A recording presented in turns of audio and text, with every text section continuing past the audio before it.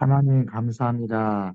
주님께서 귀한 배움의 기회를 허락하여 주시고 이곳에서 귀한 나눔이 있을 때 하나님께서 역사하여 주옵소서. 귀한 강의하신 교수님 주님께서 함께하여 주옵소서. 예수님 이름으로 기도하옵나이다. 아멘. 아멘. 아멘. 네, 감사드립니다.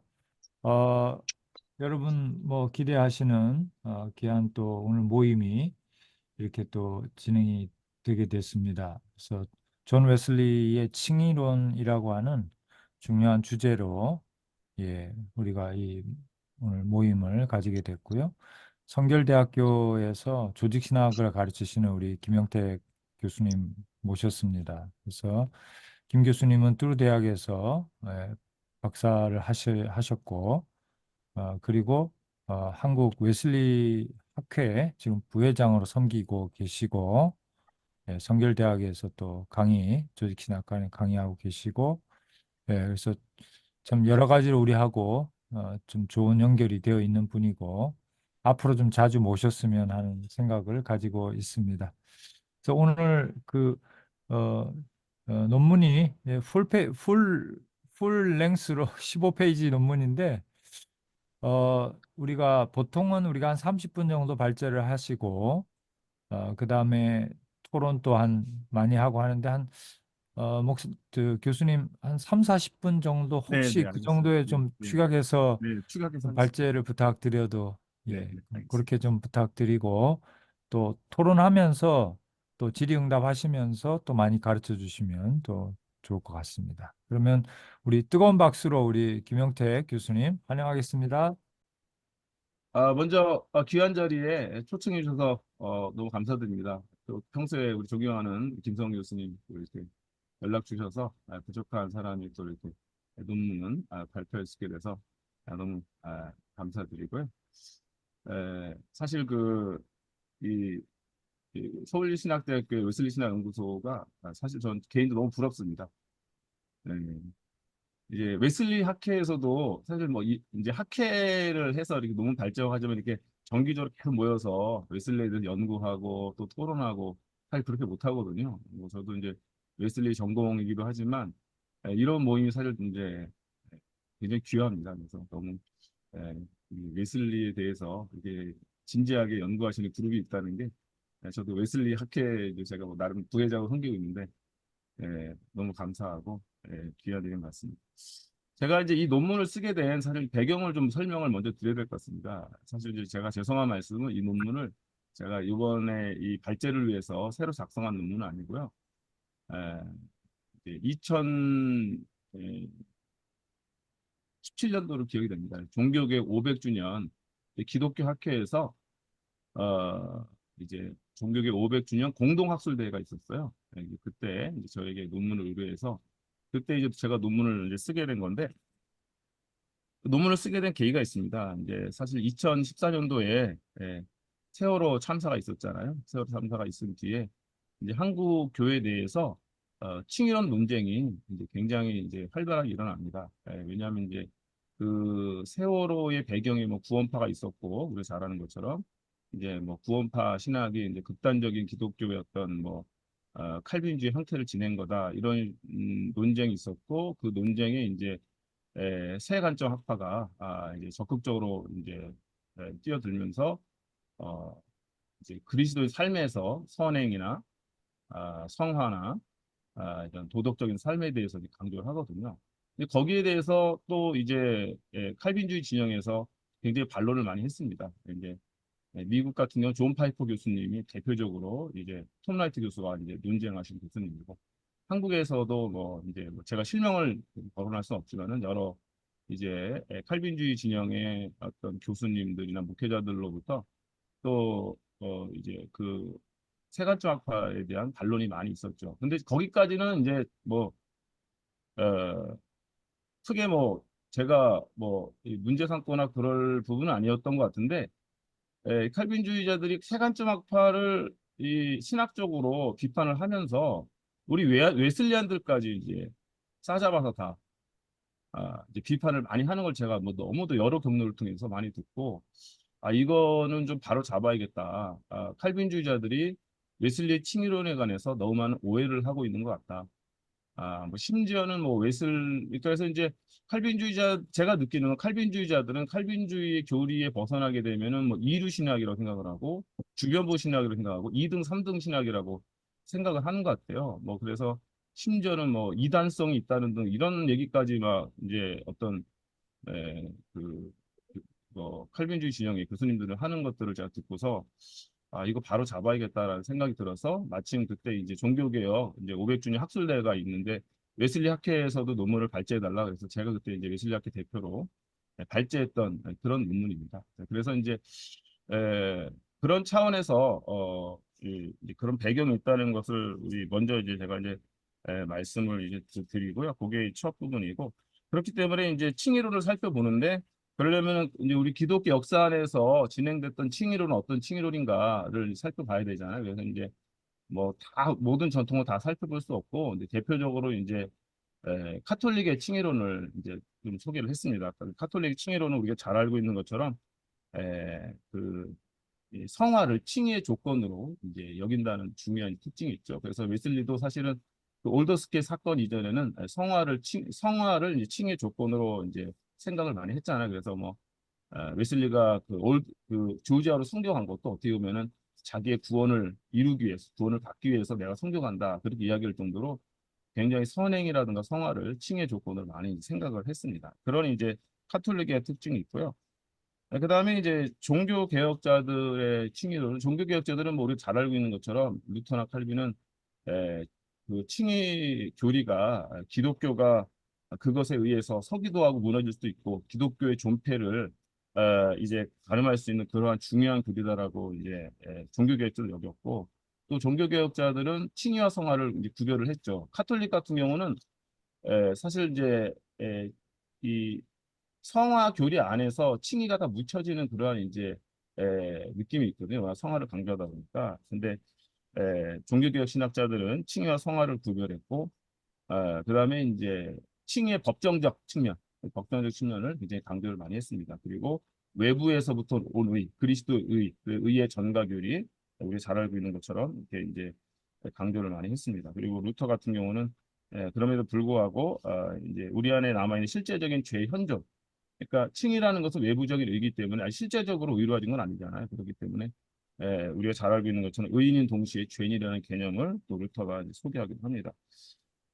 자, 그리고 이제 바울복음의 세관점 학파를 제가 이제 언급한 것은 두 가지 차원에서 그렇습니다. 뭐냐면 이제 바울복음 세관점 학파에서는 그 최종적 칭의에 관해서 이야기, 최종적 칭의. 근데 웨슬리가 굉장히 강조한 이제 측면이 있거든요. 그래서 여기서 이제 제가 이제 칭의론이라고 한다고 하면은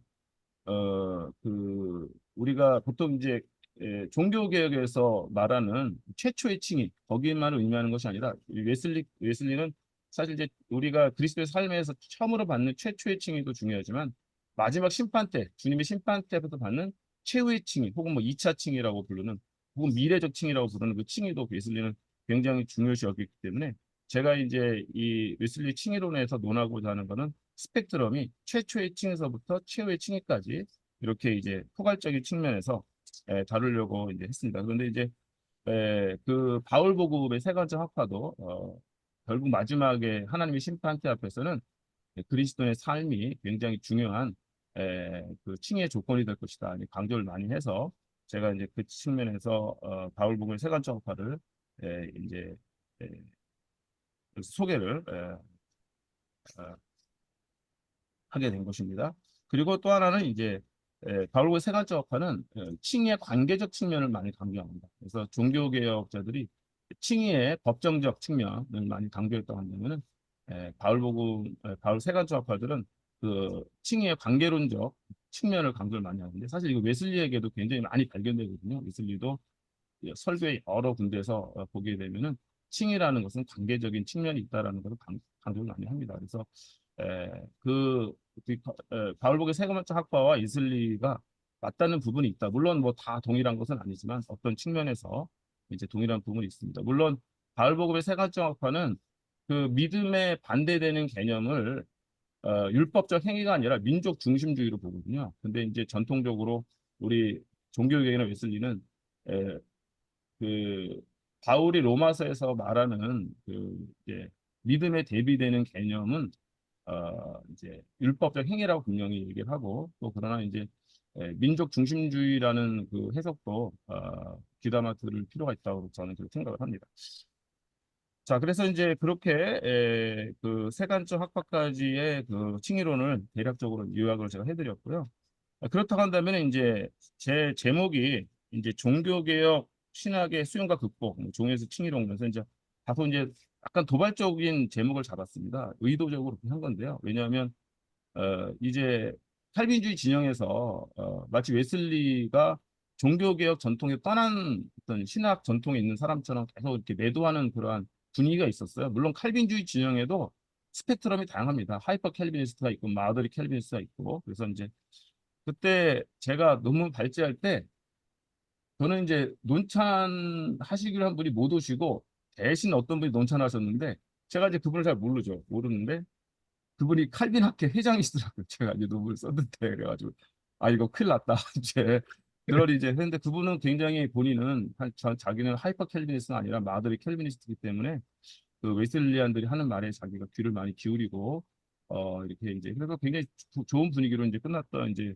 기억이 있는데 제가 이제 이 논문을 쓴 대상은 어떻게 보면 하이퍼 캘비니스트들이죠. 그래서 이제 그 웨슬리안이 특별히 웨슬리 신학이 종교 개혁의 전통에서 벗어났다고 이렇게 막 공격하는 그러한 이제 학자들 혹은 장로교 목회자들에게 존 웨슬리의 칭의로는 종교개혁적 특징을 분명히 지니고 있고 웨슬리는 종교개혁의 연장선상에 있다 하는 거를 이제 밝히는 것입니다. 그래서 뭐 칭의는 외적 변화고 신분의 변화고 상대적 변화고 그다음에 중생이 내적 변화 실제적 변화다. 뭐 그리고 칭의는 그리스도께서 우리를 위해 하신 일이고 성화는 그리스도께서 우리 안에서 하신 일이다. 뭐 정가의 교리, 분야의 교리 이러한 칭의와 중생 구분하는 것 이러한 것들이 거의 뭐 이제 웨슬리의 칭의론이 종교개혁적 특징을 지니고 있는 것입니다.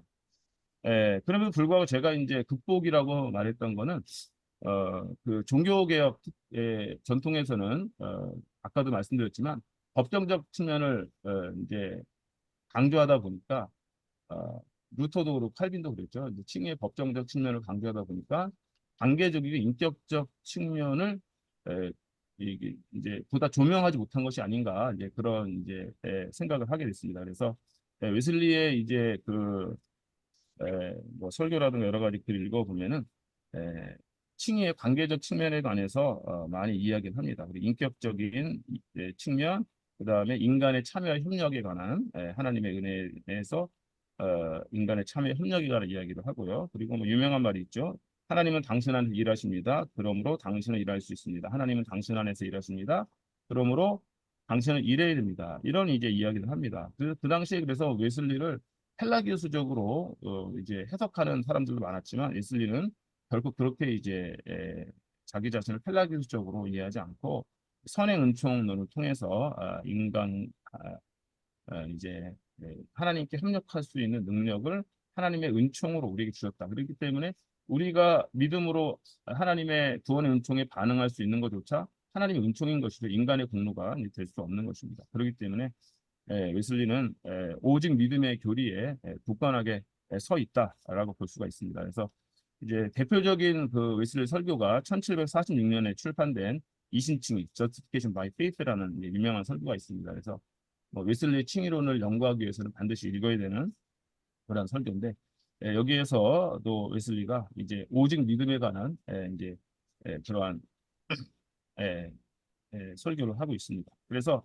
이제 또 웨슬리는 그 종교 개혁의 이제 전통에 오직 믿음으로 의롭다 하심을 얻는다는 교리를 통해 가지고 에, 굳건히 에, 서 있지만은 에, 동시에 이제 이 칭의론의 관계적인 측면을 이제 에, 많이 강조를 했다는 것입니다. 그래서 그 이제 관계적인 측면에 관한 그 이제 인용은 이따가 이제 제가 그 토론할 때 좀 말씀드리기로 하고요. 그래서 그 이것이 이 웨슬리 칭의론이 관계적이고 인격적이기 때문에 지금 두 페이지라고 있습니다. 관계 회복과 파괴 가능성을 끌어안는 그러한 이제 칭의론이라고 할 수가 있습니다. 그래서 이 인격적 관계 안에서 칭의에 하나님의 칭의가 역동한다. 이제 그렇게 이제 볼 수가 있는 것이죠. 그래서 저는 제가 생각하기에 바로 이제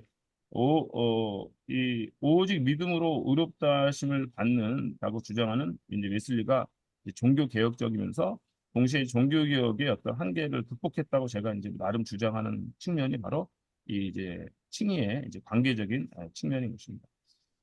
그래서 웨슬리의 이 구원론은 관계적, 인격적, 협력적 특징을 지니고 있다. 그래서 칭의가 법정적인 측면뿐 아니라 인격적이며 관계적인 특징을 가진 것을 외면해서는 안 된다라고 이제 웨슬리가 믿었다고 제가 그렇게 나름 해석을 하는 것입니다. 그래서 인격적이기 때문에 인격적인 것은 이제 자유의지가 개입이 돼야겠죠. 그리고 그리고 그 자유 자체가 이제 하나님 주시는 은총이고, 그러나 그 하나님은 인간에게 자유의지를 주시면서 이제 그 하나님의 은총이 저항받을 수 있는 그러한 이제 사랑의 관계로 인간들을 끌어들이셨다는 것이죠.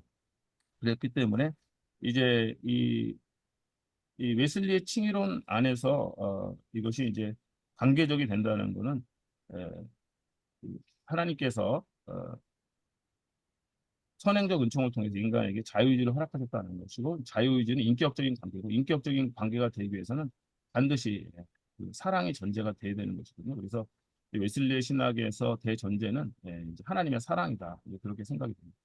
칼빈주의 신학에서의 신학적 대전제가 하나님의 주권 교리로 이제 구원론을 이제 풀어가 해석해 간다고 한다면은, 웨슬리에게 있어서는 하나님의 사랑의 교리다. 그래서 사랑에 있어서 반드시 필수 불가결한 것은 인격적인 요소고요. 인격적이 되기 위해서는 자유의지가 있어야 되고, 그 자유의지에 의해서 하나님의 구원의 은총이 저항받을 수 있다는 것이죠. 그것이 이제 그 웨슬리의 구원론이 인격적이 관계적이다라는 말에 이제 의미가 될 것입니다. 이것에 대한 대표적인 웨슬리의 설교가 1785년에 빌립보서 2장을 본문으로 한 On Working Out Our Own Salvation, 우리의 구원을 이름에 관하여라는 이제 설교에 보면은 하나님의 은혜가 우리 안에 작동하도록 해야 된다. 뭐 이러한 언급들을 통해 가지고 구원의 과정에 있어서 인간의 참여가 강제되지는 않지만은 하나님께서 그것을 필요로 하신다. 우리의 믿음을 조건으로, 구원의 조건으로 필요로 하신다라는 이제 이야기들을 웨슬리가 많이 하게 되는 것입니다.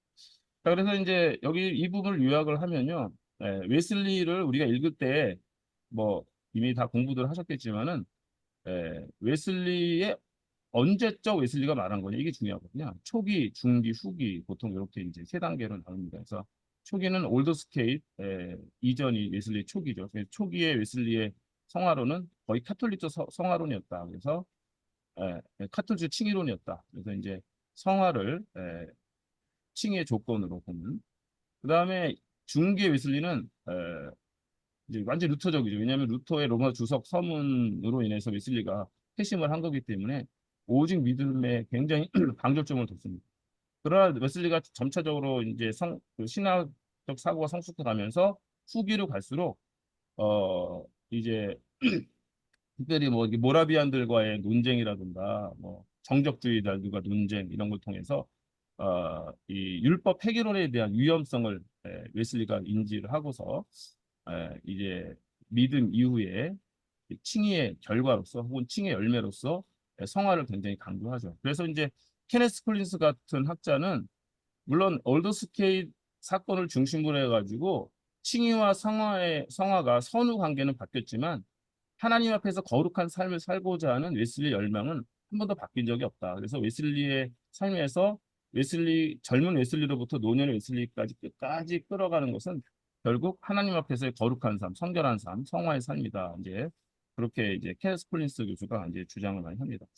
자, 그래서 이제 그 올더스케 직후의 웨슬리의 설교를 보면은 종교개혁자들의 이제 칭의론과 별반 다를 바가 없습니다. 오직 믿음을 굉장히 많이 강조하지만 후기로 갈수록 웨슬리는 선행의 필요성, 성화의 필요성, 그리스도의 삶의 성결한 삶의 필요성을 많이 강조하는 것을 볼 수가 있습니다. 후기로 갈수록 그런 이제 설교들이 많이 나타난다 하는 것입니다.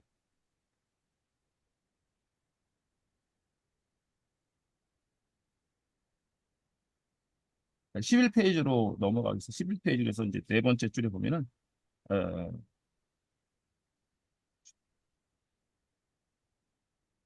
네 번째 11페이지 네 번째 줄을 제가 읽도록 하겠습니다. 노년의 웨슬리는 하나님의 은총에 의한 구원에 대한 보다 성숙한 예를 통해 우리는 오직 믿음으로만 의롭다 하심을 받지만 단지 믿음뿐인 그런 믿음이 아니라 행함이 있는 믿음이 우리를 구원함을 발견한다. 구원의 모든 궁극적인 힘은 오직 하나님께로부터 흘러나온다는 의미가 하나님이 구원을 위해 일방적으로 강제하신다는 의미가 아닌 것이다. 오히려 하나님의 전능성은 인간의 참여를 위한 자리를 허락하실 것을 선택하신 데 있는 것이다.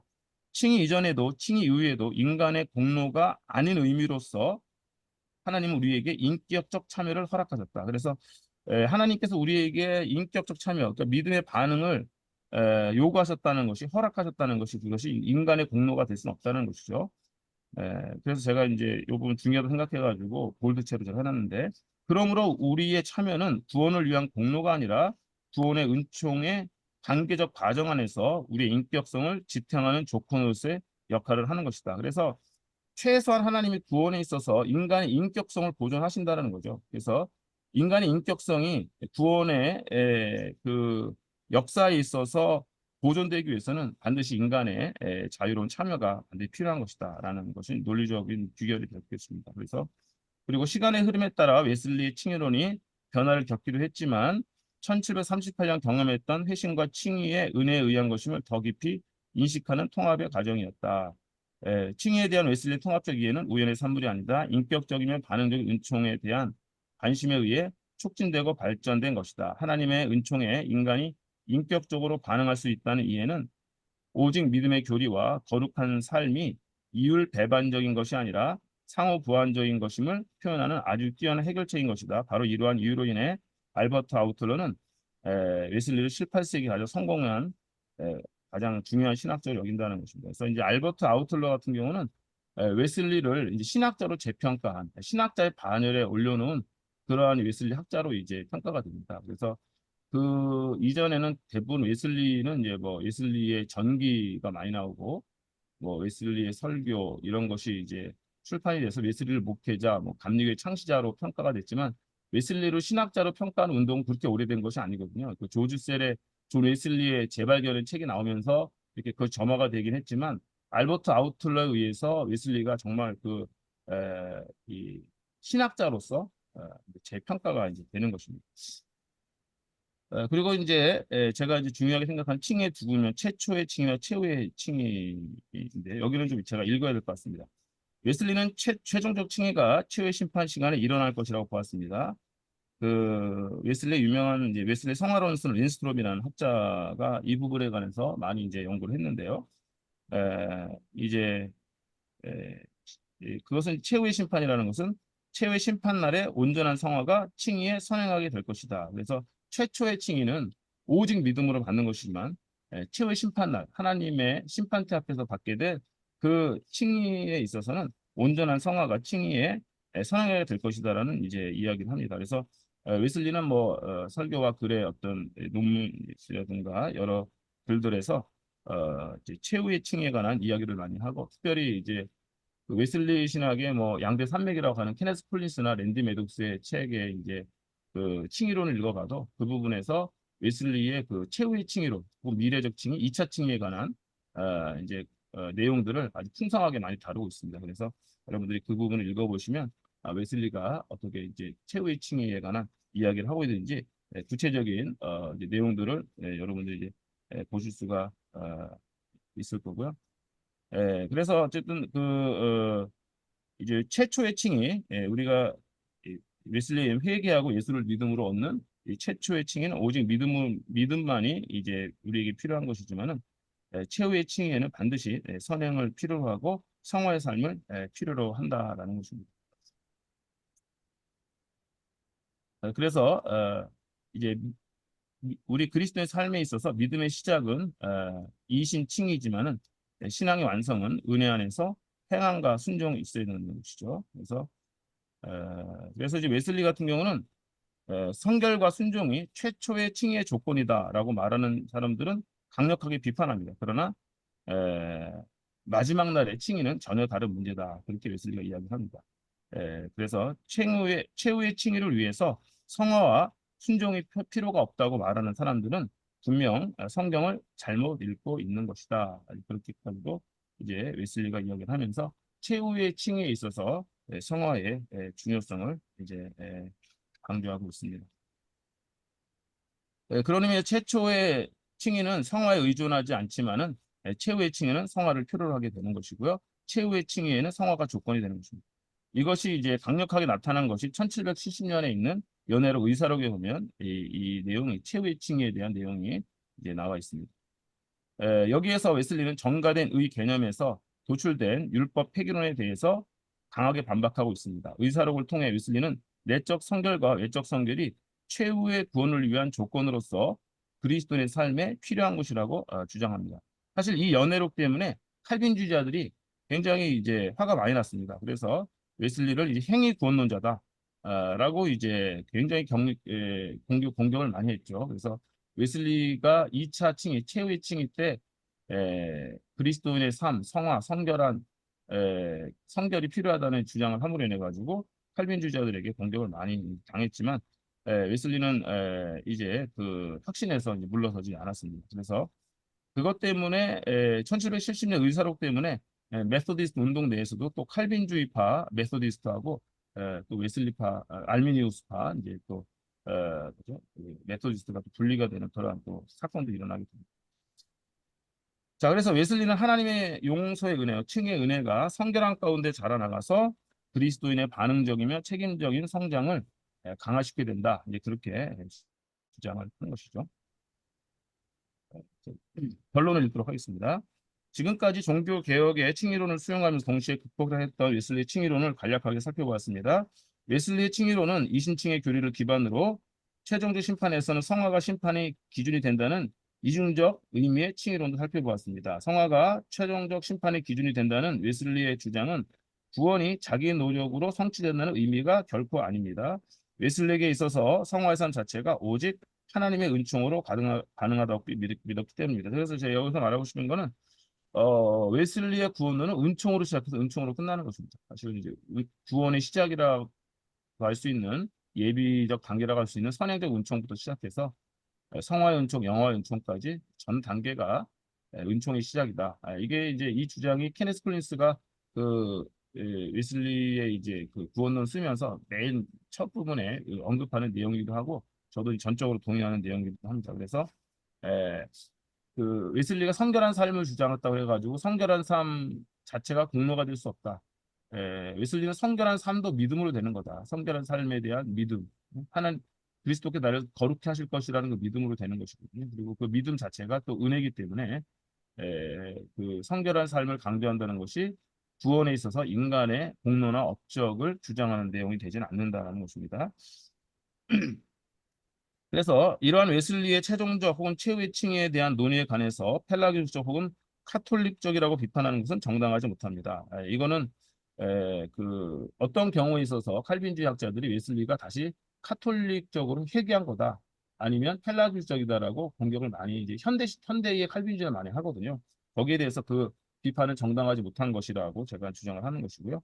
오히려 성화의 삶을 하나님의 심판의 기준에서 제거하려는 시도야말로 성경에 대한 심각한 왜곡이며 오해인 것이다. 또한 웨슬리의 칭의론이 종교개혁자들의 법정적 이미지를 넘어서 관계적, 인격적, 협력적 칭의론임을 확인하였다. 웨슬리 신학의 전통적인 특징은 은혜에 기반을 둔 신익 협력 교리를 인본주의 같은 범주에 묶어 성급하게 싸잡아 도매금으로 취급하는 것은 크나큰 신학적 오류가 될 것이다. 그래서 웨슬리의 복음적 신익 협력설이 결코 인본주의적 신학이 아니라는 또 이제 항변을 하고 있는 것이고요. 종교개혁 이후 프로테스탄 전통에서 법정적 정가적 해석이 지배하며 신실함, 사랑 그리고 관계성의 의미가 언급하는 에, 구원하는 의가 지닌 의미가 희석이 많이 되었는데 웨슬리에 의해서 이것이 회복되었다. 혹은 뭐 제 표현에 의하면 극복되었다고 볼 수가 있는 것입니다. 또한 웨슬리는 믿음과 행함이 구분될 수는 있으나 분리될 수 없다는 사실을 강조합니다. 그리고 이 두 가지를 통합적으로 이해하는 시도가 바로 최종적 칭의론인 것입니다. 좀 건너뛰어가지고 몇 줄 건너뛰어서 웨슬리에서 최종적 칭의는 율법과 복음의 혼동이 아니라 하나님의 도덕법과 복음에 조화였던 것입니다. 웨슬리 신학을 공로주의나 협력설이라는 이미 규정되어 버린 시대착오적 용어로 매도하는 것은 옳지 못합니다. 오히려 웨슬리의 구원론은 사랑의 관계 속에서 이루어지는 인격적 구원론, 관계론적 구원론임을 알아야 할 것입니다. 웨슬리 칭의론은 로마 카톨릭의 칭의론과 루터의 칭의론의 양극단에 치우치지 않고 제3의 대안을 제시하고 있습니다. 하나님의 형상을, 특별히 웨슬리에게 있어서는 도덕적 형상을 전적으로 상실한 인간은 스스로는 하나님을 향한 도덕적 선택을 할 수가 없습니다. 그러나 하나님의 선행적 은총을 통해 하나님의 구원의 은총에 반응할 수 있는 능력이 회복되었습니다. 바로 이 지점이 웨슬리가 카톨릭 신학에 빠지지 않으면 동시에 인간의 역할과 반응에 대한 부정적 인식을 가지고 있는 칼빈 신학에 대한 대안을 제시했다고 할 수가 있습니다. 그리고 여기서부터는 제가 이제 그때 종교기 500주년 학술대회 때 쓴 글이기 때문에 이제 종교기 500주년 표현이 몇 번 나오는 것에 대해서 제가 양해를 구합니다. 여기 읽고 마치겠습니다. 이러한 웨슬리의 칭의로는 종교계 500주년을 맞이하는 지구촌 교회들, 특별히 한국교회에 거룩한 삶에 대한 메시지를 던져주고 있습니다. 한국교회가 많은 경우에 도덕과 윤리의 실종으로 인해 한국 사회에서 그 입지가 좁아지고 영향력이 감소되고 있는 시점에서 최종적 칭의의 교리를 통해 그리스도인의 상화, 도덕, 윤리의 당위성과 가능성을 동시에 가르쳐준 웨슬리에게 귀를 기울여야 할 것입니다. 그리스도인들은 거룩한 삶과 선행을 통해 사회적으로도 책임 있는 사람들이 되어 세상의 소망과 변혁의 주체가 되어야 됩니다. 그리고 이제는 칼빈주의와 웨슬리주의 간의 소모적인 논쟁을 멈출 때가 되었습니다. 일부 장로교회 칼빈주의 목회자들과 신학자들은 건강하지도 건설적이지도 않은 논쟁에 너무도 많은 시간과 에너지를 소모하고 있습니다. 참으로 안타까운 일입니다. 일부 칼빈주의자들이 기독교 복음의 풍성함과 측량할 수 없는 깊이와 넓이를 자신의 편협한 칼빈주의 교리 안에서 재단하고 칼질하고 있는 현실이 안타깝기까지 합니다. 마치 칼빈주의가 기독교의 프로크루테스의 침대처럼 모든 것을 재단하고 평가하며 심판하고 있습니다. 누가 칼빈주의를 기독교 신학의 심판자로 임명하였습니까? 종교개혁 500주년을 맞이하는 한국교회는 본질적인 것은 일치를, 비본질적인 것은 자유를, 모든 일은 사랑이라고 외쳤던 신앙의 선배들의 가르침에 귀를 기울여야 할 것입니다. 부디 서로에 대한 편견과 비판의 빗장을 풀고 열린 마음으로 대화하며 하나가 되어 기독교가 여전히 이 시대에도 적실성이 있음을 우리가 살아가고 있는 시대 가운데 드러내야 할 것입니다. 그렇게 하여 기독교가 그 본질과 정체성을 회복하는 길만이 종교개혁 500주년을 맞이하는 한국교회가 세상에 부끄럽지 않은 교회가 되는 유일한 대안이 될 것입니다. 오직 은혜, 오직 믿음, 오직 성경의 소중한 종교개혁의 유산을 이어가며 거룩한 삶에 대한 새로운 도전을 준 웨슬리 외침에 귀를 기울일 때 한국교회는 여전히 세상의 소망으로 자리매김할 수 있을 것입니다. 또 논찬문을 좀 보고 같이 토론하도록 하겠습니다. 예, 기독교의 진리 가운데 가장 중요한 주제를 꼽으라면 구원론이 되겠죠. 우리에게 가장 중요한 주제를 꼽으라면. 그리고 개신교 복음주의가 교회에 공헌한 부분이 있다면 구원론의 한 주제인 칭의의 교리라고 할 수 있겠습니다. 우리 김영택 교수님의 이 논문은 바로 이 교리를 다루고 있기 때문에 중요한 논문이 아닐 수 없다고 생각합니다. 이 논문이 중요한 이유가 또 있습니다. 그것은 논문이 서두에서 잘 밝히는 것처럼 오늘날 그 신학계와 또 교계에서 이 칭의 교리가 논쟁이 되고 있기 때문이죠. 신학계 내에서는 바울에 관한 세 관점 학파가 칭의 교리를 재해석하고 종교개혁자들이 칭의 교리를 거부하면서 신학적 혼란이 있고요. 교계의 경우에도 칭의 교리를 극단적으로 해석하는 구원파 이단으로 인해서 성도들에게 혼란이 있습니다. 심지어는 최근에는 유명 연예인이 구원파적 교리를 강의까지 하고 있더라고요.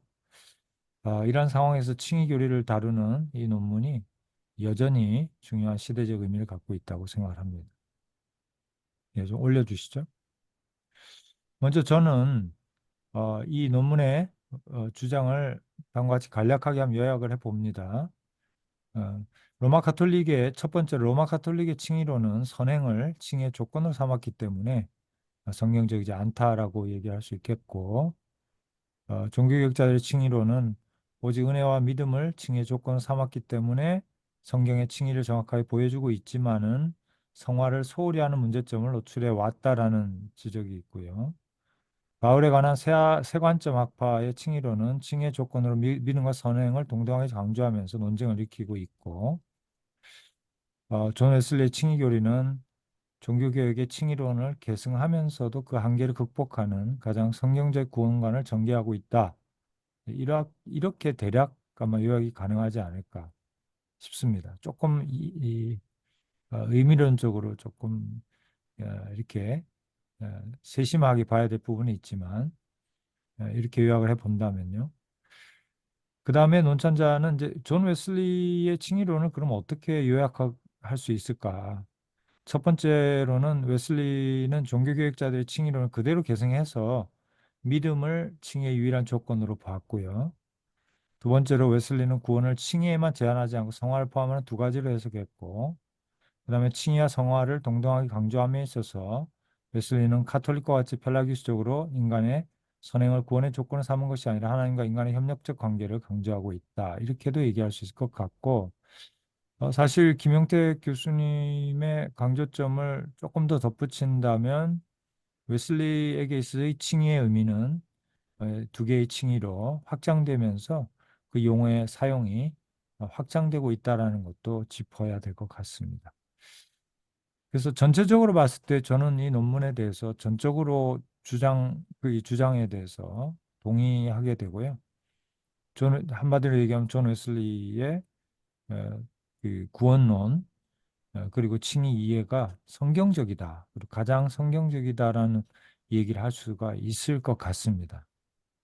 다시 말하면 종교개혁자들의 칭의론이 가지고 있는 어떤 한계, 그것도 극복하고 그 다음에 카톨릭 교회가 가지고 있는 그런 행위주의적인, 율법주의적인 구원론도 극복하고 그리고 심지어는 지금 바울에 관한 세관점 학파가 주장하는 그러한 칭의론과 유사하긴 하지만 그러나 다른 측면이다라는 것을 좀 말씀을 할 수 있을 것 같아요.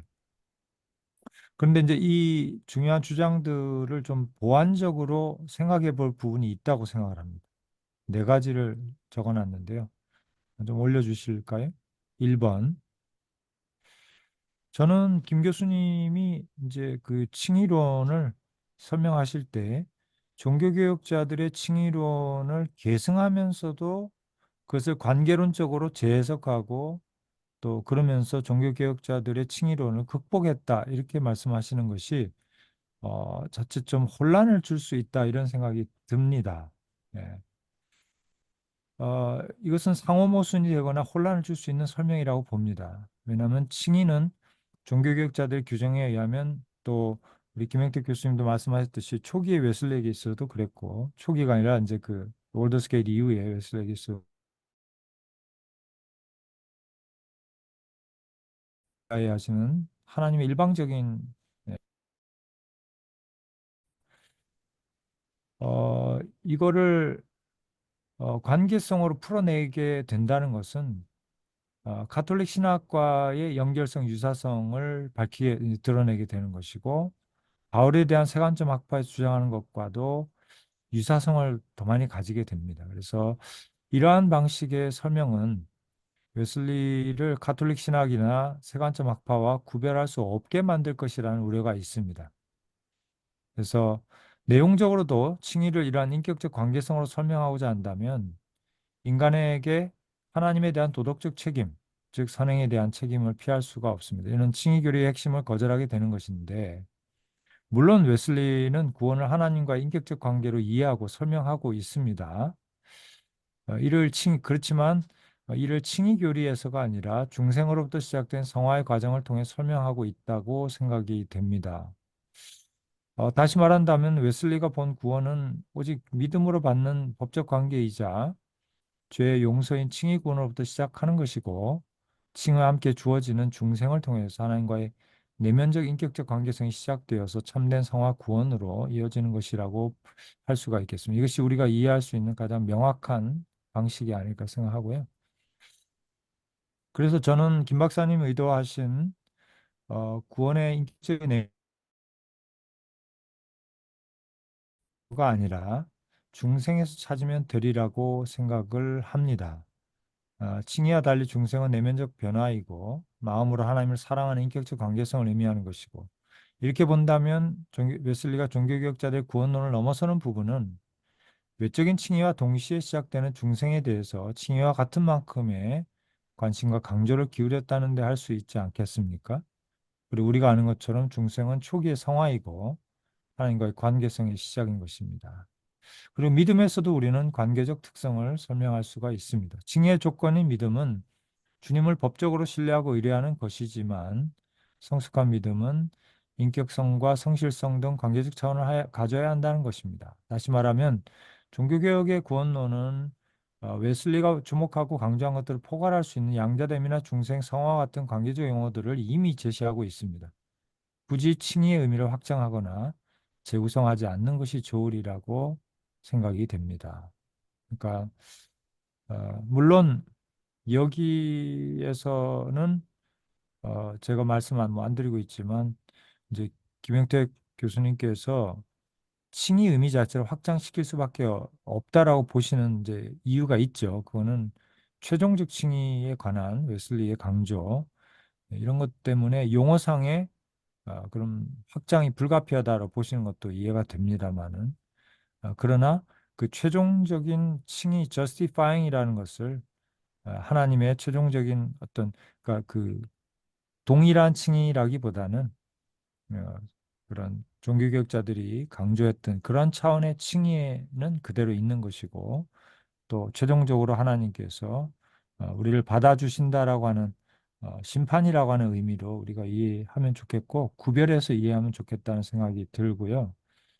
어, 두 번째로 제가 제안하고 싶은 것은 칭의 구원뿐만 아니라 성화 구원 전체와 최종적 칭의의 과정 전체가 하나님의 은혜로 이루어진다고 하는 사실도 우리는 명확히 조금 더 덧붙일 필요가 있다고 생각을 합니다. 충분히 김 교수님 설명하셨지만, 하셨지만 정말 웨슬리를 보면 성화의 모든 과정, 우리의 순종, 노력들이, 선행들이 하나님의 은혜로 가능하다라고 하는 것을 강조했던 것을 참 감사하게 생각을 합니다.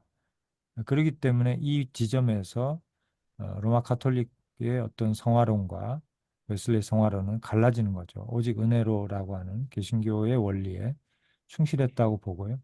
성화의 과정은 우리의 순종과 선행을 필요로 하지만 이것은 은혜로만 가능하다는 것을 명확히 강조했습니다. 그래서 성서적 구원의 길 설교에서 보면 우리는 믿음 안이 성결함을 받는 데 필요한 유일한 조건이며 직접적 요인이다.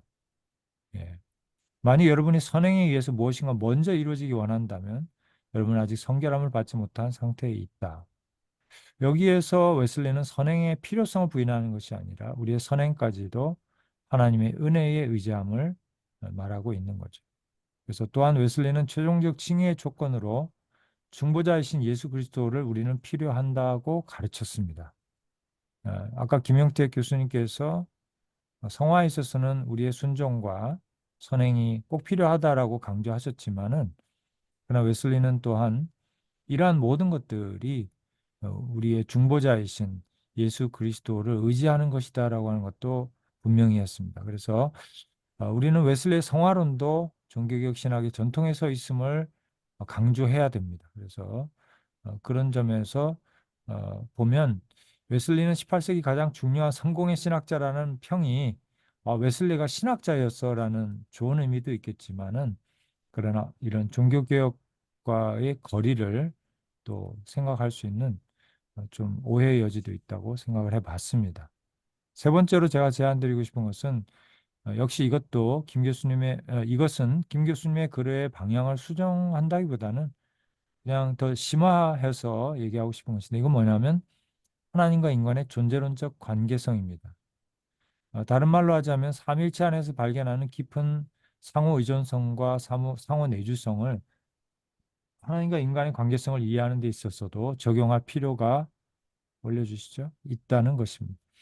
김 교수님께서는 이미 논문에서 이것을 잘 언급하고 계십니다. 그래서 성숙한 웨슬리는 하나님과 인간의 협력적 성격에 관해서 깊은 인식에 도달했고 이러한 사상을 담은 대표적인 설교로 이러한 우리의 구원을 이룸에 관하여를 예, 우리가 볼 수가 있습니다. 이러한 신인 협력의 모습은 하나님의 은혜와 인간의 책임의 조화를 설명해 준다고 명확하게 이제 논문에 설명하고 있는데 저는 이러한 관점을 온전히 이해하기 위해서는 삼일체론적인 존재론적 연합을 이해할 수 있어야 한다고 제안을 드리고 싶습니다. 여러분 아시다시피 성삼위 하나님은 서로의 위격을 존중하시고 서로를 섬기시고 서로에게 복종하시는 페리코레스적인 코레시스적인 교제와 동역을 행하시죠. 이와 마찬가지로 하나님과 인간의 관계도 그 출발점은 하나님의 주권적 은혜로 시작하지만 시간 속에서 상호 존중과 상호 내주적인 성격을 보이게 된다고 생각합니다. 하나님이 원하시는 일을 인간은 기쁨으로 수행하며 인간이 소망하는 일들은 하나님은 이루어주시는 깊은 관계로 발전해 나간다. 이것을 우리는 다자적 관계가 아니라 존재론적 관계라고 부를 수 있을 것입니다. 이것이 소위 말하는 신인 협력의 본질입니다. 신학자 몰트만은 구원을 삼위일체 교제 안으로 초대라고 이해하는데 이것이 제가 설명하는 것과 상통하는 생각이라고 봅니다. 구원을 이처럼 존재론적 관계로 이해하는 것이 중요한 까닭은 이러한 존재론적 깊은 관계성과 협력이 구원에 대한 오해들을 극복할 수 있기 때문입니다.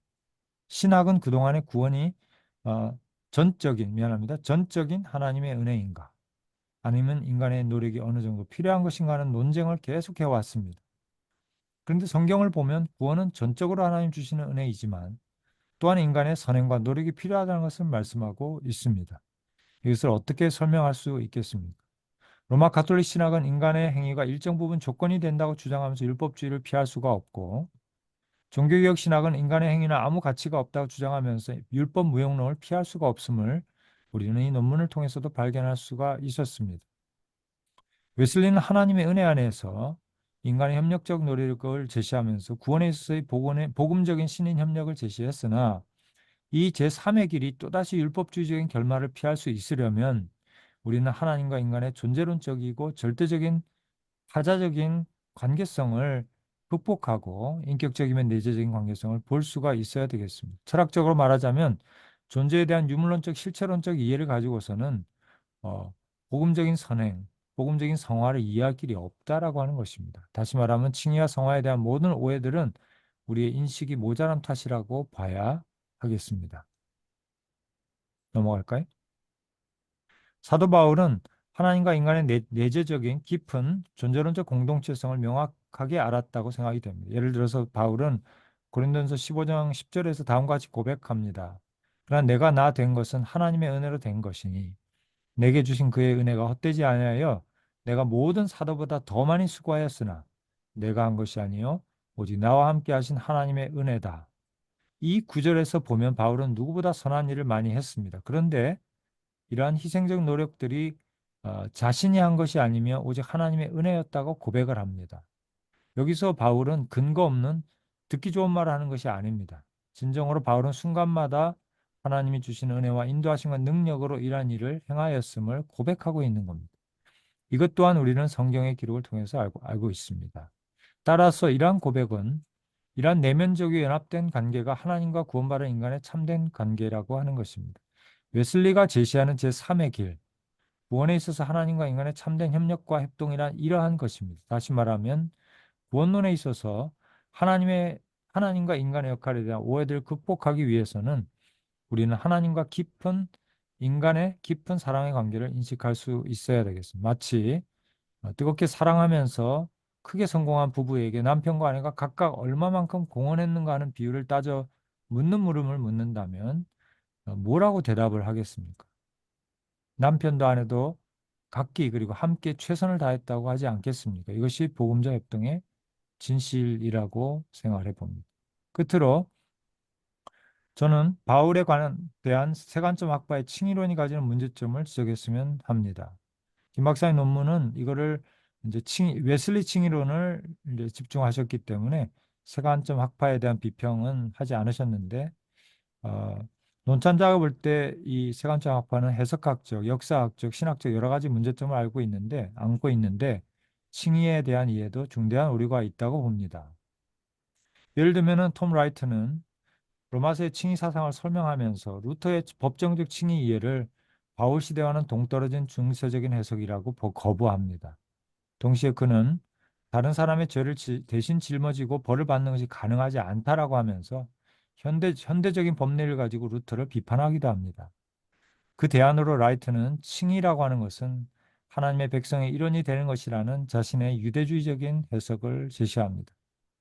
그러나 칭의에 대한 이러한 재해석은 로마서를 오해한 것이며 유대교의 대속 개념을 기본적으로 이해하지 못한 잘못된 것입니다. 로마서는 명확히 죄의 문제를 다루고 있고 인류 전체가 죄인임을 선언하고 있으며 이 죄 해결을 위해서 예수께서 대속적 죽음을 죽으셨음을 가르치고 있습니다. 그리고 성경은 이러한 대속적 구원의 길을 이미 출애굽 사건과 제사 제도를 통해서 반복적으로 가르쳐 왔습니다. 교회와 성도들의 삶에 성화가 부족하다고 해서 이러한 대속적 구원과 칭의의 교리를 거부하는 것은 무지한 것이고 복음 혼란케 하는 중대한 신학적 오류라고 생각됩니다. 귀한 논문을 통해서 칭의론에 관한 오해들을 풀어주시고 웨슬리의 신학적 공헌과 중요성을 보여주신 우리 김영택 교수님께 다시 한번 깊이 감사드리고요. 탁월한 논문을 보면은 이제 신학자는 흥분하게 되는데 논찬자의 글이 그래서 이렇게 좀 길어진 것 같습니다. 이해를 부탁드립니다. 예, 이상입니다.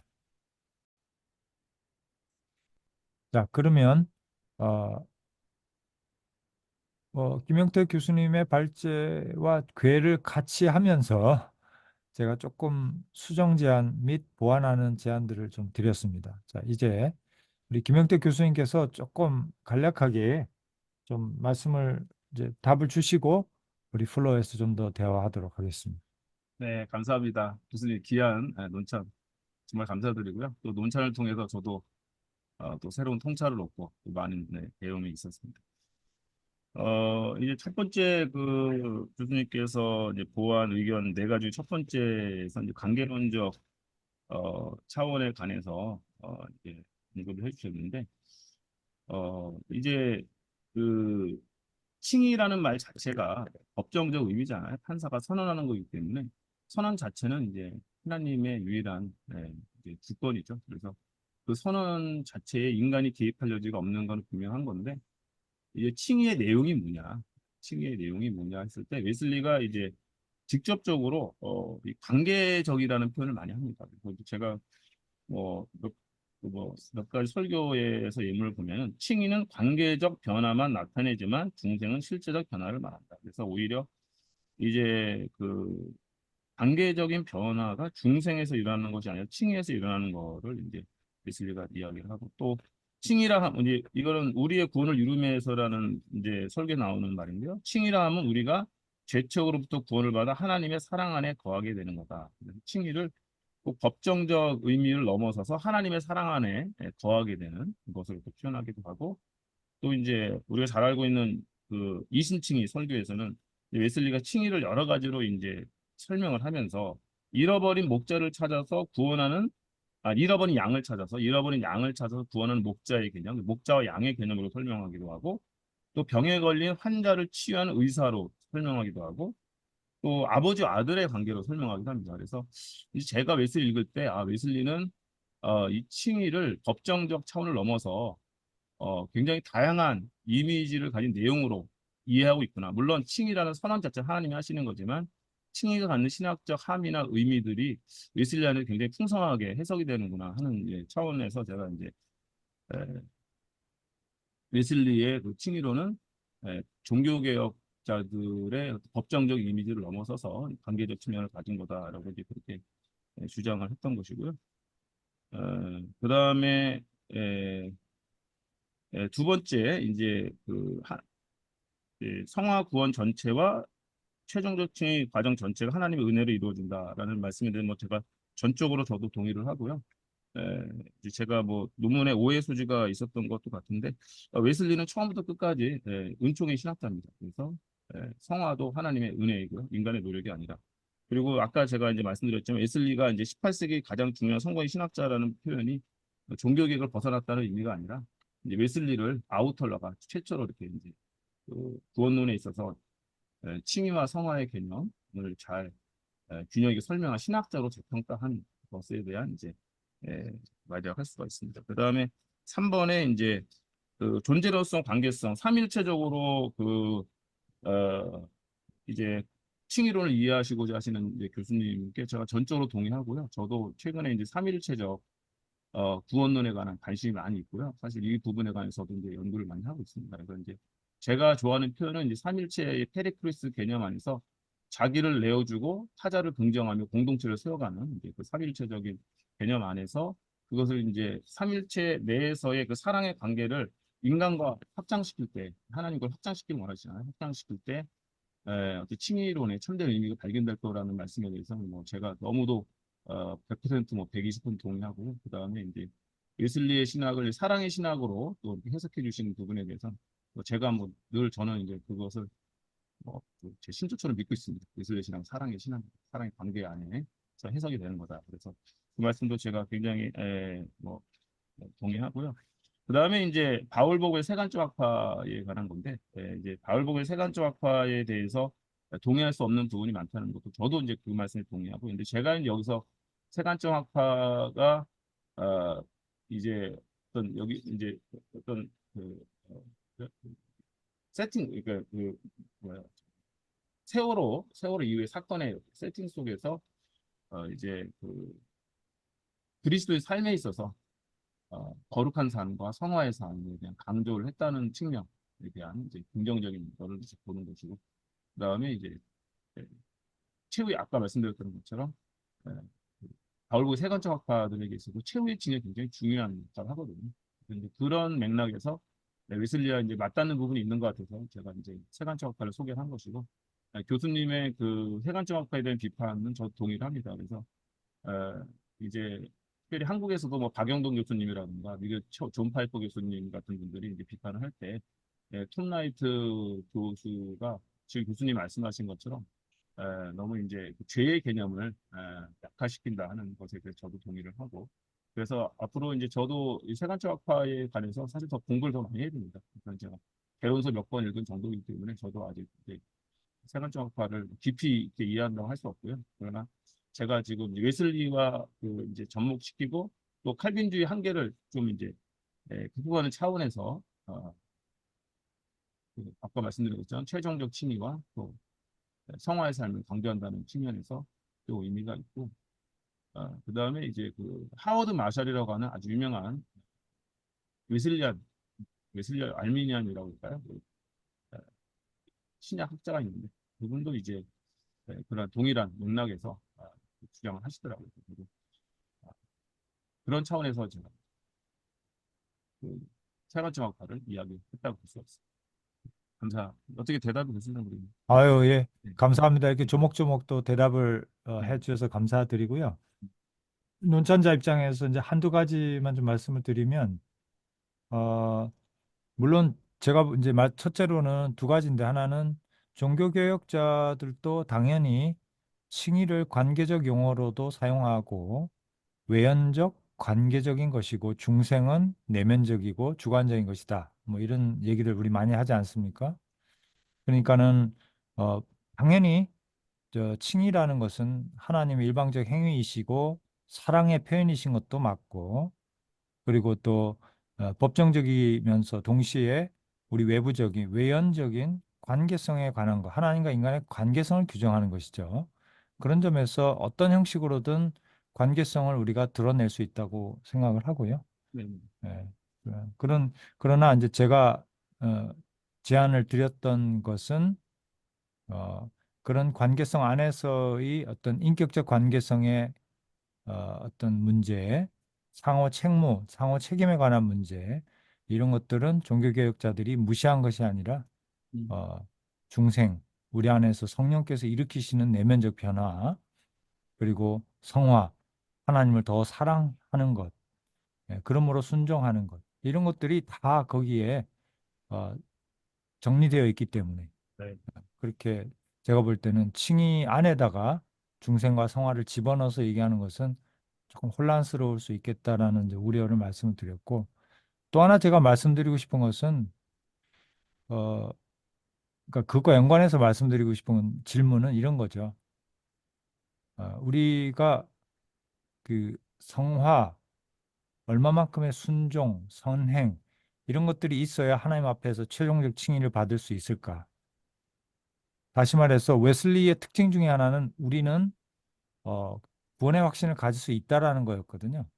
성령의 내적 증거를 통해서 또 우리 영의 증거도 있고 그렇다면 우리가 칭의를 만약에 세관점 학파 스타일로 이렇게 확장시켜서 관계적 책무, 선행, 순종, 성화 이런 것들이 최종 칭의의 조건이 된다라고 규정했을 때 우리는 웨슬리가 의도했고 믿었던 가르쳤던 구원의 확신을 얘기할 수 없게 된다는 거죠.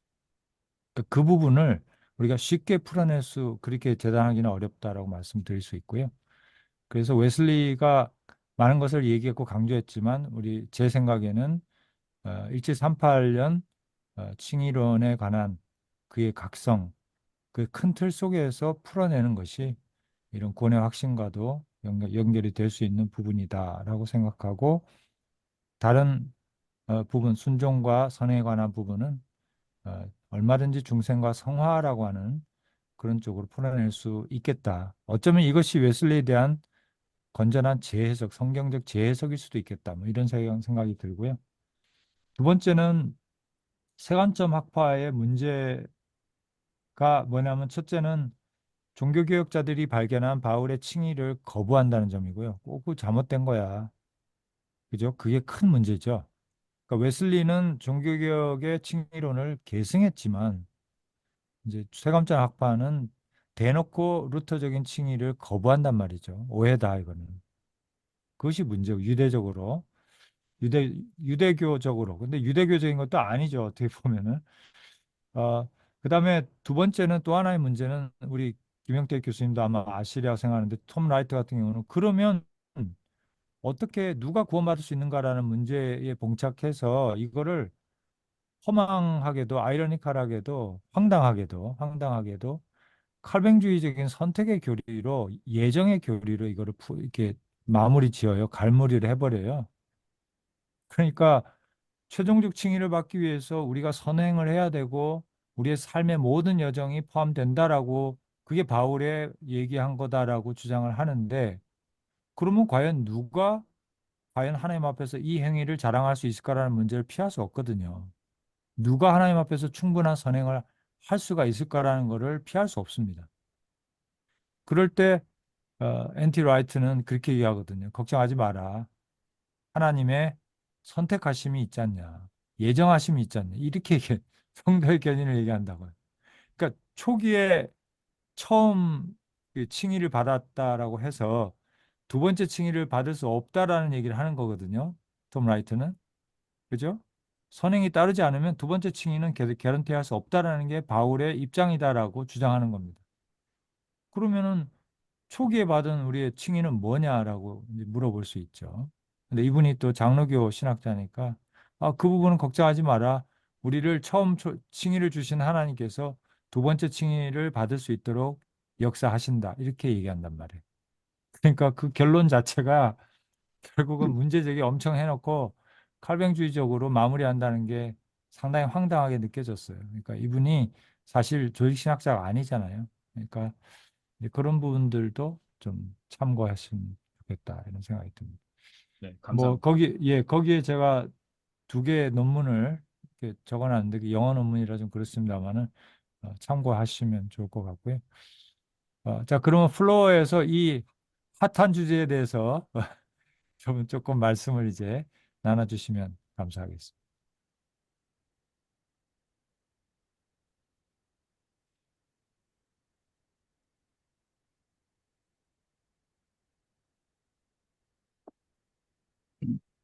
네, 오늘 우리 김 박사님의 발제와 또 우리 김성원 교수님의 논찬 속에서 이게 우리 웨슬리안이 성화론에 대해서 이렇게 막 논쟁이 있고 또 뭐 거기에 대한 여러 가지 그 이야기만 있는 줄 알았더니 이 칭의 이론에도 이렇게 낯선 그 최종적 칭의 뭐 하여튼 그래서 배우기는 잘 배웠습니다. 재우기는 잘 배웠고 아무쪼록 우리 웨슬리안들이 칭의론을 신앙만 가지고는 또 해결이 안 되는 부분이 분명히 있으니까 거기 온전한 성화론이 같이 이렇게 잘 어울려가지고 만들어낸 그 유명한 말, 사랑으로 역사하는 믿음. 네, 사랑으로 역사하는 믿음 가지고 네, 목회도 하고 선교도 하고 또 하나님 나라 갈 때까지 사랑으로 역사하는 믿음을 가지고 살아야겠다 하는 그런 자성이 됩니다. 우리 신학생 하나가 그런 간증을 하더라고요. 자기 할아버지가 꽤 이름 있는 감리교 목사님이라고 하던가 그래요. 근데 우리 신대원의 학생인데 지금은 이제 졸업했습니다만은 할아버지 목사님의 임종을 자기가 지켰대요. 가족들이 없어가지고 정말 할아버지가 그 침대에서 마지막 호흡을 하시는 어디 연락할 겨를도 없고 그래서 이제 이 아들 손주 신학생이 할아버지 손을 붙잡고 할아버지 믿음을 잘 지키시고 끝까지 천국 가서 만나요 그러는데 할아버지가 마지막 진짜 돌아가시기 전에 이 손주 손을 꼭 잡고 이런 유언 아닌 유언을 하더래요. 모든 사람을 용서해라. 응. 모든 사람을 용서해라. 그 말씀 하시고 돌아가셨대요.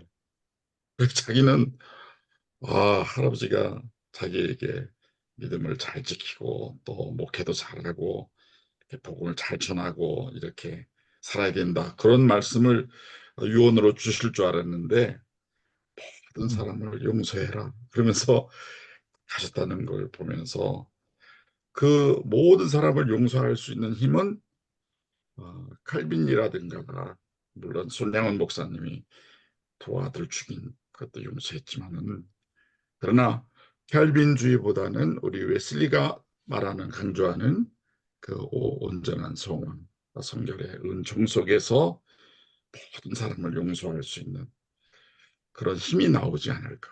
그래서 우리는 칭의론과 더불어서 성화론 그리고 그의 삶을 통해서 우리가 마지막 인생을 잘 살아야 되지 않을까. 하여튼 더 배우고 싶고 더 교수님들의 이야기를 통해서 또 제 자신을 돌아보고 또 마지막 사역의 어떤 그런 어, 기준으로 삼고 열심히 하도록 하겠습니다. 열심히 하도록 하겠습니다. 우리 네.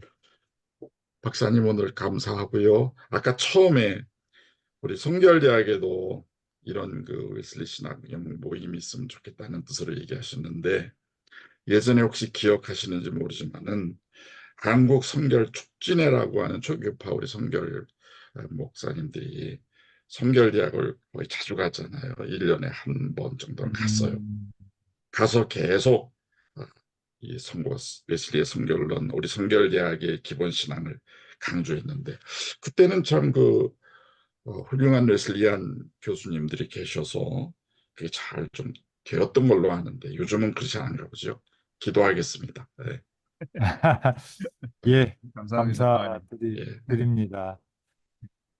정말 그 제가 말이 길면 안 되는데 어쨌든 오늘 또 논찬을 했으니까 조금 말을 더 붙이면 정말 그런 것 같아요.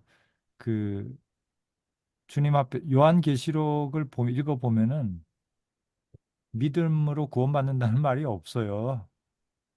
거기에는 성도들의 그 선한 행실, 예수를 끝까지 따르는 자, 이러한 그, 그 축복과 구원들이 막 나오고 설명이 나오고 있거든요. 그러니까 주님께서 분명히 그걸 보시는 거예요. 그죠? 보시는데 이거를 어떻게 설명할 것이냐, 어떻게 우리 신앙생활에 적용할 것이냐, 이제 이런 고민이 있는 건데 오늘 우리가 여러 가지 조금씩 다른 관점들을 이제 이렇게 예, 본 거죠. 뭐 장로교회는 하나님이 선택한 사람은 이렇게 간다. 이제 이렇게 편하게 결론하신 것 같고 가톨릭은 아니 그러니까 우리가 똑바로 정신 차리고 잘해야지. 그래야지만 하나님 앞에서 인정받을 수 있다. 이제 이런 얘기하는 것인데 그 둘 다가 성경적으로 보면 조금 하자가 있다라고 보기 때문에 결국은 제3의 길을 찾는데 이제 우리는 존 웨슬리가 이거 당연히 하나님의 전적인 은혜로 된 거지, 되는 거지. 그러나 하나님께서 우리를 능하게 하시고 능하게 하실 때 우리는 여전히 선택권을 가지고 하나님을 쫓아가야 될, 하나님을 선택해야 될 이제 책무가 있다. 그런 이제 차원에서 제3의 길을 이것이 가장 성서적이다. 우리 이렇게 믿고 또 생각하는 것이죠. 그래서 사실 큰 틀에서 보면은 칼빈주의와 우리가 그렇게 같이 갈 수 있다고 생각하거든요. 어찌됐든 하나님의 은혜로 구원받는 것이고 어찌됐든 우리 하나님 앞에서 신실한 삶을 살아드려야 된다라는 그 강조점은 다르지는 않은데 그러니까 설명이 어느 설명이 조금 더 성경적이냐라는 것에 대해서 그리고 아까 김영태 교수님 우려하신 것처럼 일부 칼뱅주의자들은 웨슬리를 잘 모르고 율법주의자다, 행위주의자다 이렇게 얘기하는 자체 그거는 말도 안 되는 웨슬리 모르기 때문에 그렇게 얘기하는 그런 부분에 대해서는 분명히 우리가 얘기해야 되고 사실 우리 칼뱅주의의 그 교리들에 대해서도 강론에 들어가서 할 말 많죠. 네. 성경적으로 보증되지 않는 부분이 있다고 생각합니다. 그러나 그 하나님의 어떤 그, 그 권위 그래서 높이기 위한 신학적 의도라는 측면에서 받는 거죠. 그리고 은혜로 인한 구원이라는 큰 틀에서 우리가 서로를 받는데 서로 받아야죠. 그런 점에서 일부 갈뱅주의자들의 지나친 그런 웨슬리를 이단이다. 또 뭐 아까 뭐라고 여러 가지 말씀 주셨는데 그런 부분에 대해서 김영택 교수님이 이제 이 논문을 쓰신 거죠. 그래서 필요한 논문이었다 생각하고 그렇게 좀 정리가 되면 좋겠습니다. 다른 분들도 말씀 주시죠. 예, 두 분 교수님들의 그 발제와 논찬을 통해서 모호했던 그 칭의론이 조금 더 정리된 부분이 있었던 것 같습니다. 감사드리고요.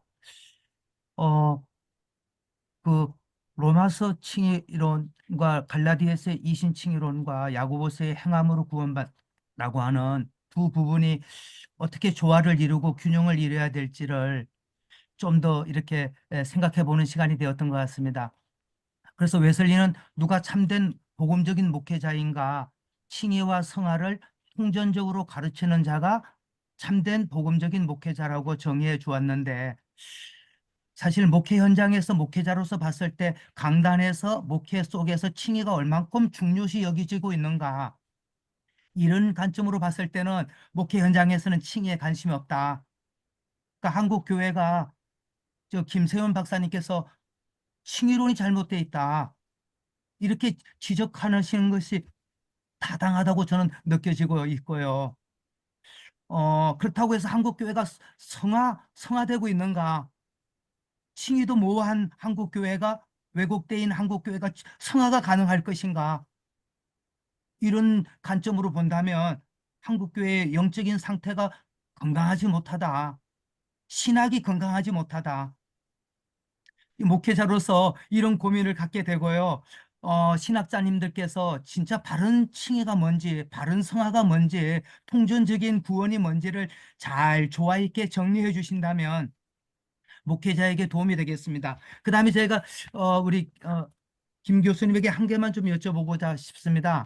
네. 그 발제문 14페이지에 보면 중간쯤에 몇 줄쯤 되는지는 모르지만 하나님은 선행적 은총을 통해 하나님의 구원의 은총에 반응할 수 있는 능력을 회복시켜 주셨다. 선행 은총의 능력을 주셨다는 말씀 웨슬리가 하고 있는 걸 말씀하신 건 줄 아는데 구체적으로 여기 선행 은총을 뒷받침해 줄 수 있는 성경적인 근거나 교회사적인 어떤 신학자의 목회자의 근거를 좀 제시해 줄 수 있을까요?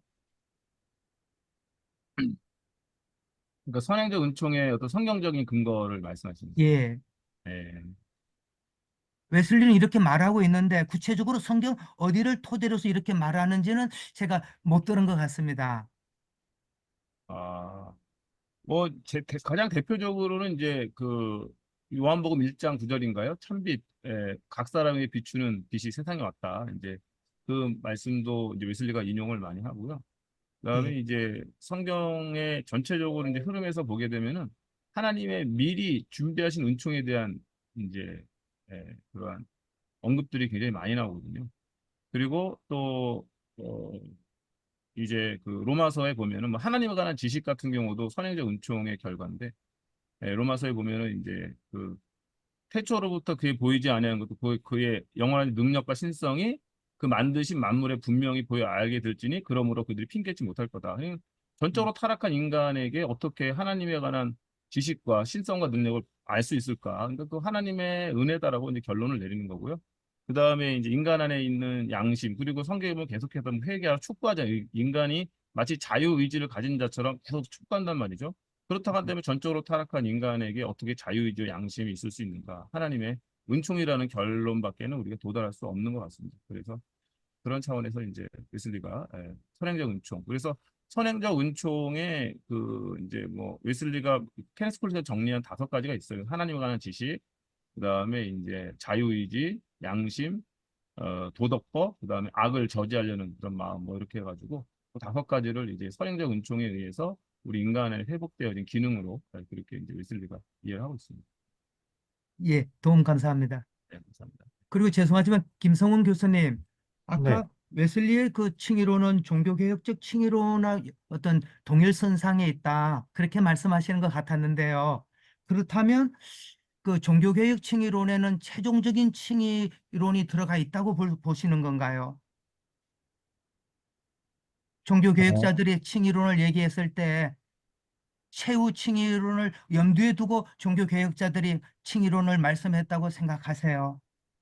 글쎄요. 그 부분은 제가 정확하게 기억이 나지는 않는데 종교개혁자들은 칭의를 하나로 이해하지 않았나 생각을 하고 있고 다시 말하면 다양한 이제 로마서에 나오는 사도 바울의 여러 가지 칭의에 관한 의롭다 함에 관한 이제 언급들을 보면은 최종적인 칭의에 관한 얘기가 있는데 그럼에도 불구하고 종교개혁자들은 한 번 구원은 영원한 이제 그 한 번 칭의를 얻으면 그것이 끝까지 유효한 것으로 보았기 때문에 그 부분에 대해서는 제가 볼 때는 이렇게 구별하지 않았다. 실제적으로 그렇게 이해를 하고 있는데 우리 김영택 교수님 혹시 좀 보완해 주시면 좋겠네요.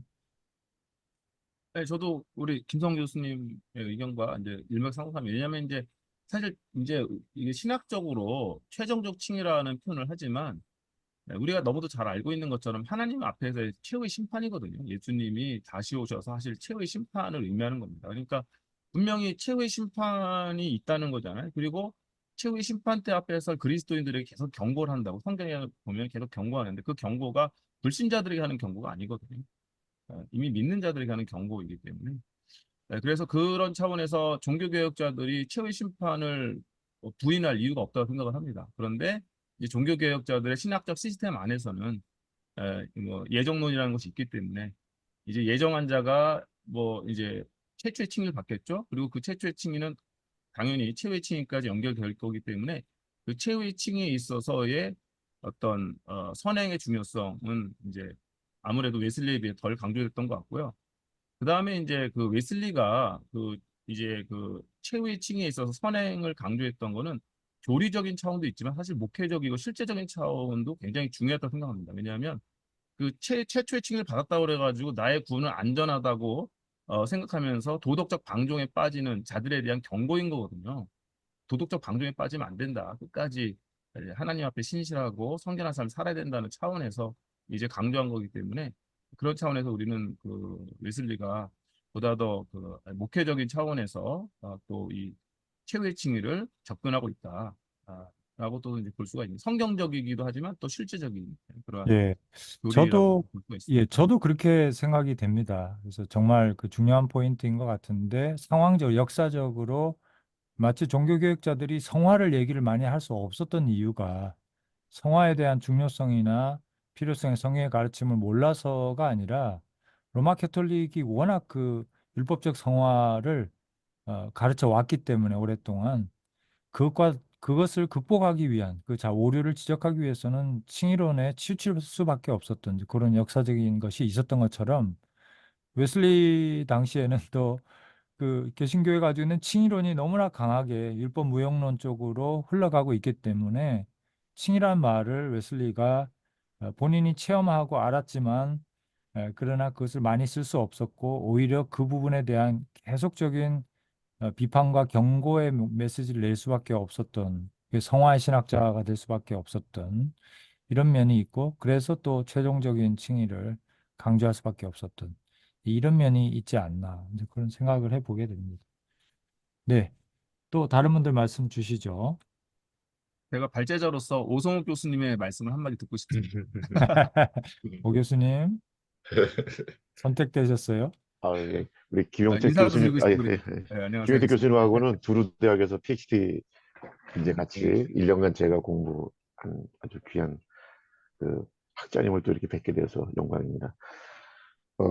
일단은 이제 그 웨슬리의 신학이 종교개혁적인 게 아니냐, 아니면 뭐 카톨릭적인 게 들어갔냐 안 들어갔냐, 이렇게 이제 하면 우리가 장로교 프레임에 말리는 것 같고 그냥 콜린스가 얘기했듯이 성서적 구원의 길, 이런 맥락으로 우리 이제 웨슬리의 구원론을 이해하고 있다 이렇게 하면 오히려 훨씬 더 그러니까 훨씬 하기보다 이제 콜린스가 얘기했듯이 그 스크립처 웨이 오브 살베이션 이렇게 하는 게 조금 낫지 않았을까 이러고요. 근데 이제 이 논문 자체가 종교개혁에 관련된 그런 토론장에 나왔기 때문에 이제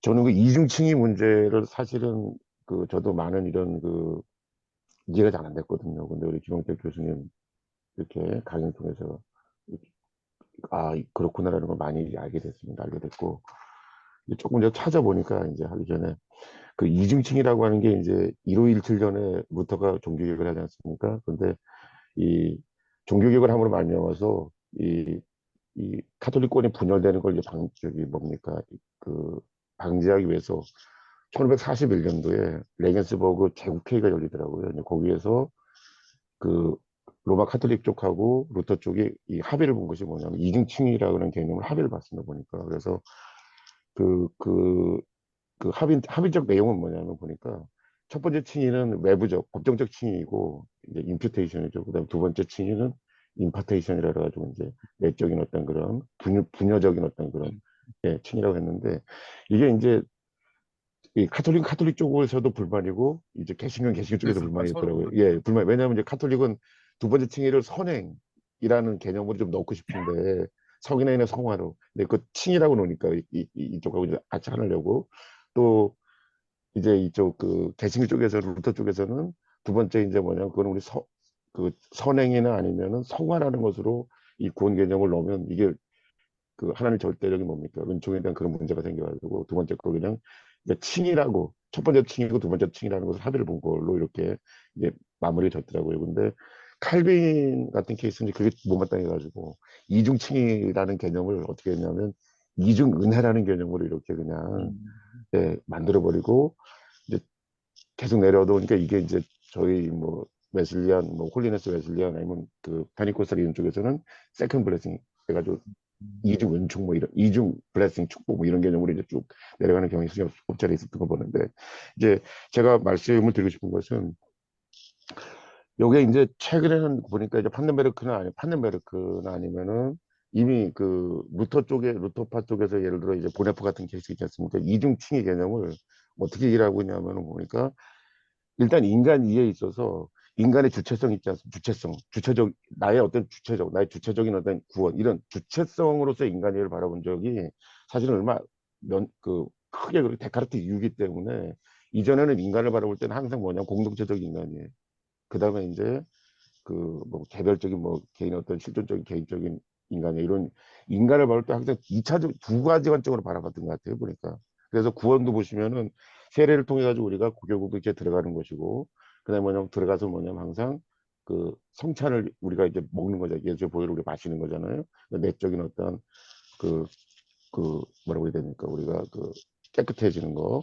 항상 그래서 이 보네포도 이걸 어떻게 해석하냐면은 그러니까 우리가 공동체 안에 들어가서 우리가 뭡니까 변화될 그런 부분이 있는 것이고 또 뭐냐면 공동체로서 우리가 한꺼번에 죽는 게 아니기 때문에 각각 개별적으로 이제 죽어서 우리 주님 앞에 심판대표, 최고 심판이라 말할 수 있는 거기에서는 개별적인 인디비주얼, 개별적으로 이제 우리가 이렇게 심판을 받기 때문에 그 이, 그러니까 하나를 뭐냐면 칭의를 어떠냐면 하나를 공동체적이고 하나를 개인적인 이런 맥락에서 이제 해석하는 그런 루터 신학자들이 이제 최근에 존재하는 것 같습니다. 근데 그 일단 저는 이제 이중칭이라는 개념이 존 웨슬리가 그 이렇게 뭐라고 표현해야 되니까 그 sanctification이라고 얘기하면은 이 개신교 쪽에서 조금 이렇게 그 좀 별로 이렇게 좋지 않, 그러니까 뭐라고 표현해야 되니까 그 카톨릭적이 아니냐라고 하는 그런 어떤 그 비판을 받을 그 소지가 있는 그 홀리니스 생티피케이션 이런 개념들을 이중칭의 개념으로 다 이렇게 강조했던 것은 그 굉장히 또 나름대로 좋은 신학적인 구도라고 보고 오히려 이 레게스버그에 있어서 레게스버그의 제국회의에 의해서 이중칭의 개념을 웨슬리는 잘 선용한 그런 맥락으로 이해하는 게 어떨까 이거든요. 그러면 동시에 이제 제안하고 싶은 거는 그 현대 그 루터파 쪽에서 해석하고 있는 구원에 있어서 뭐냐 공동체적 구원과 그다음에 마지막 우리가 주원에서 마지막 심판 때 쓰는 이 어떤 실존적인 구원 이 두 가지를 그 현대적으로 이중 칭의 개념으로 우리 해석하는 것 어떨까라고 하고 제가 이렇게 한번 제안을 한번 드려봅니다. 이상입니다. 감사합니다. 예, 고맙습니다. 또 그 두 번째 칭의에 관한 또 개념의 어떤 신학적인 그런 또 해석의 역사도 좀 설명을 해주시고 감사드리고요. 네, 혹시 또 말씀하지 않은 분들 혹시 있으시면 시간이 이제 12시인데요. 이제 정리할 시간입니다. 혹시 우리 말씀하지 않으신 분들 중에서 좀 우리 배 박사님, 배명지 박사님이나 최병헌 목사님이나 혹시 뭐 말씀하시고 싶은 게 있으면 오늘 주제가 뭐 다 우리가 체감하는 주제이긴 하지만 발제가 조금 필요 이상으로 까다로웠나요? 죄송합니다. 어, 아니, 논찬도 마찬가지고 조금 네, 한 너무 말씀 드릴까요? 네네, 최병헌 목사님. 네네.